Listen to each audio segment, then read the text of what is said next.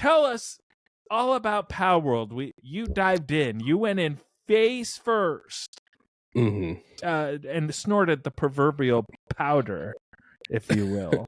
So tell us all about Palworld. Yeah. So yeah, I have a lot to say about it, but the basic gist of it is, they've done. It's like a survival crafting game. You have to feed yourself. You have to build a base. You have to get materials. And then you throw in this like Pokemon element into it. Okay, well, hold on. Because I'm so super duper clueless. So start from the beginning of everything you just said, because you just described 3 different games. So, Yeah. No. Like when you start the game, walk me through it. Yeah. So you start the game, you get to create your character. There is some I think it's, and this is a strong point on it. It's kind of lacking in story. You don't need to listen to characters talk or doing. And in the beginning of the game, you kind of come out of this cave.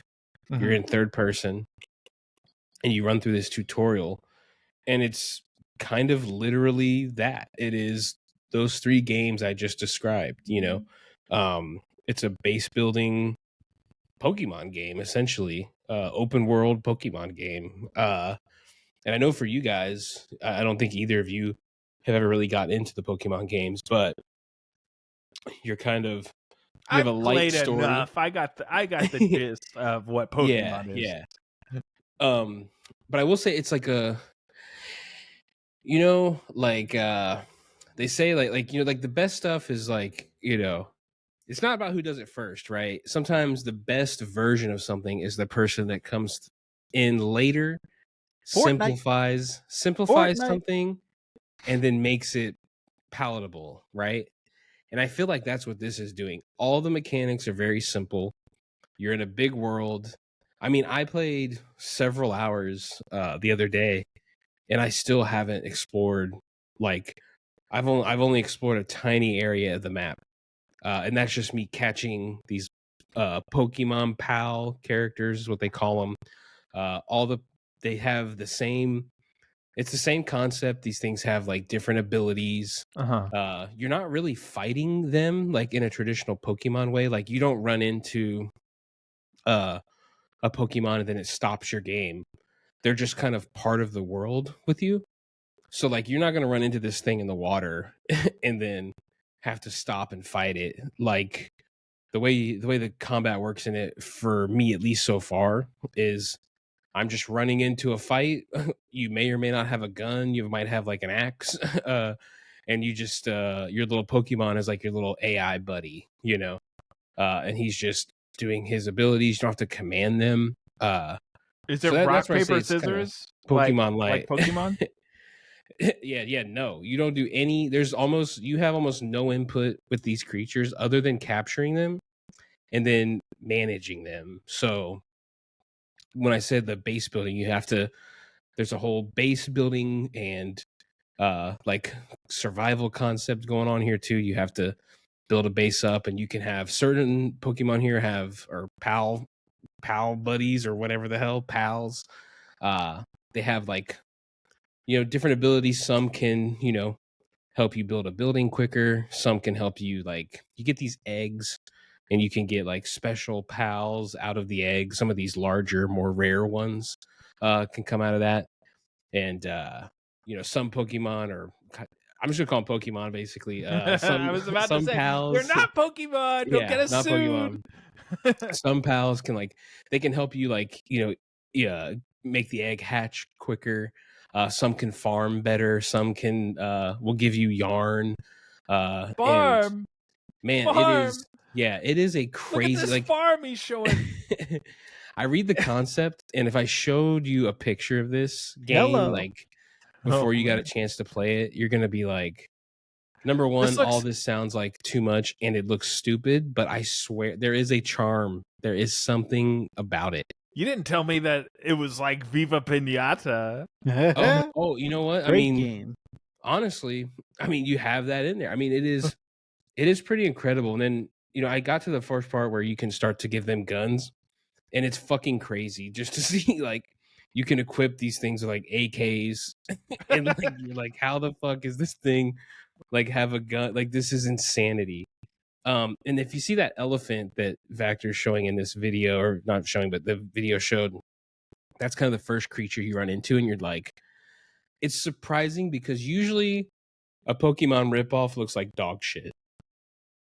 But these, like the creatures they have in here, are interesting and unique enough, but similar enough to Pokemon that they're not cringy, except for the Gatling gun holding thunder no way, guy. That's the best one. He's like the heavy from Team Fortress, but it's some weird Pikachu looking thing.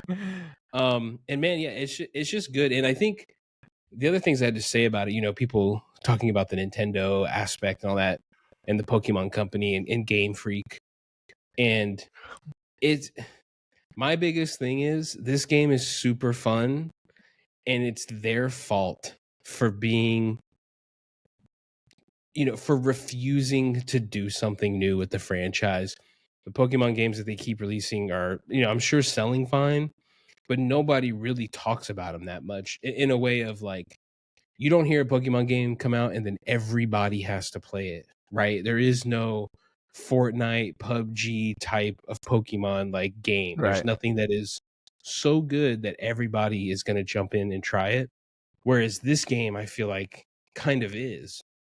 And it's just kind of a testament to, this is the problem when, you lock down your system, you lock down your, what do you call it? You lock down your IP, right? So, for example, I mean, whether Nintendo likes it or not, or Pokemon Company likes it or not, this game's probably going to exist, right? I don't think there's enough there for them to pull it off the market or do anything. It's different enough, and there's nothing with Pokemon names in here. Like it's close, but it's different, right?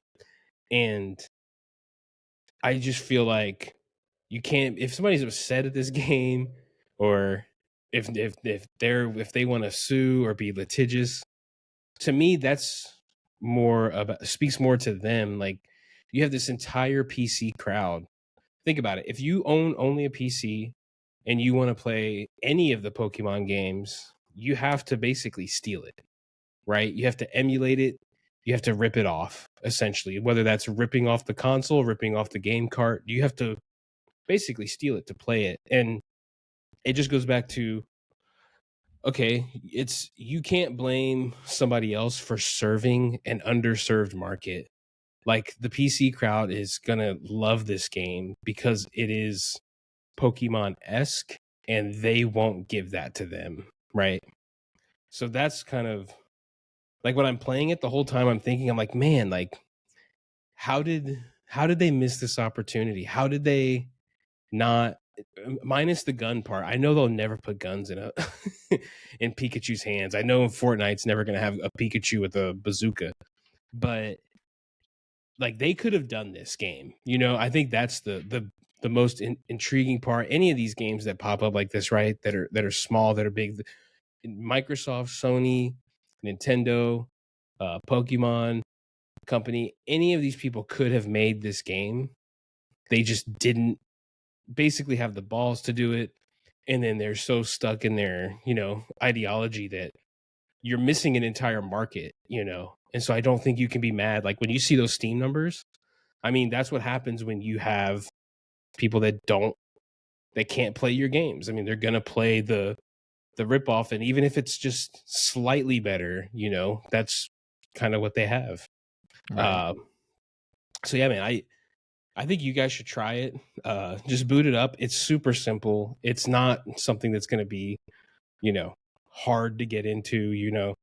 Play a couple hours of it. It's pretty interesting, and I'm hoping with the Xbox version they're supposed to bring in some more server features and stuff like that. So maybe at some point you can start hopping into like 32-person servers and seeing all the crazy shit in there. That's what I'm kind of anticipating over the coming months here with this game, is just some nice features and some nice different stuff to try out. Well, you know me, I like open world, Jeff. Yeah. I like open world. Yeah, Wagner's not an open world guy, but Rob, you should definitely like just hop in, try it out. I don't know if it's your type of game necessarily, but this game's going to be fucking huge. This could be one of the biggest games of the year. We're looking at not sales numbers wise, but we're like in like a Harry Potter type, first month of the year, huge game that's going to probably be. We're probably going to be talking about this a year from now. I bet.